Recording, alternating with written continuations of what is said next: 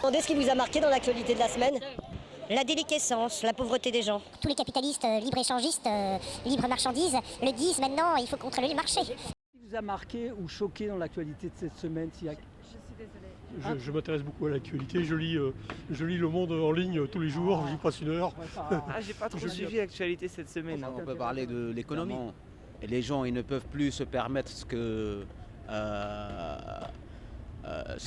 pouvaient se permettre Sur avant. le film Samuel Paty, Il y a ça, c'est vrai. j'ai entendu qu'il y a quelqu'un un influenceur qui en a juste parlé et après ça a tourné en boucle parce qu'il disait que c'était islamophobe. La pétition signée par les acteurs au Festival de Cannes, en fait, Canal+ est déclaré ne plus vouloir tourner avec eux.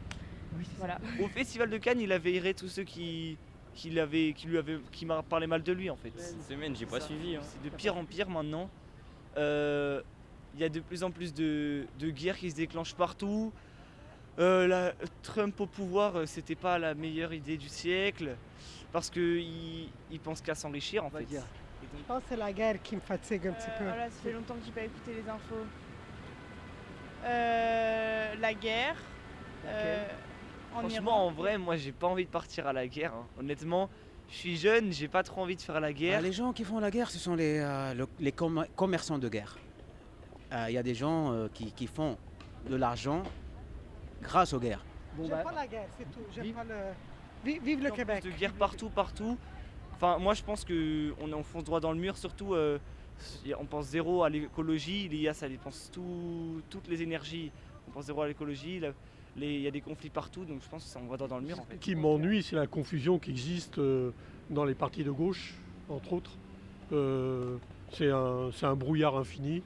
Alors qu'est-ce qu'il convient de faire? Est-ce qu'il faudrait qu'il y ait moins de gens de gauche qui se présentent? Ou bien qu'il y ait un débat réel, parce que tout le monde tire un peu les ficelles à soi. Voilà. Les présidentielles qui arrivent aussi, on entend beaucoup parler, qui se présentent. Ça serait plutôt Mélenchon, mais Mélenchon, son autoritarisme me déplaît profondément. Voilà. Politiquement, j'ai envie de dire, elle est toujours faire foutre. Parce que sincèrement, Mac Fion, non merci, hein, n'est-ce pas? Et ailleurs, c'est pas mieux. Je suis désolée, tu parles à quelqu'un qui est à la rue depuis 12 mois. Là, il est encore trop tôt quand même pour savoir ce qui peut advenir dans un an. L'affaire Patrick Bruel, évidemment. Ça me dégoûte et c'est écœurant de voir que les gens construisent des carrières et au final, ils s'en servent quoi, contre les femmes. Je sais qu'il y a beaucoup de médias qui sont pro-extrême droite, surtout un an avant les présidentielles. Ils font tous leur campagne.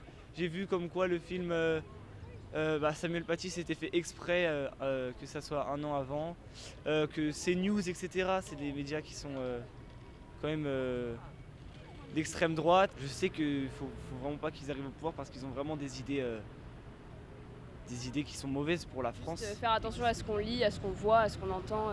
Essayer d'être plus critique, c'est aussi une manière de se protéger.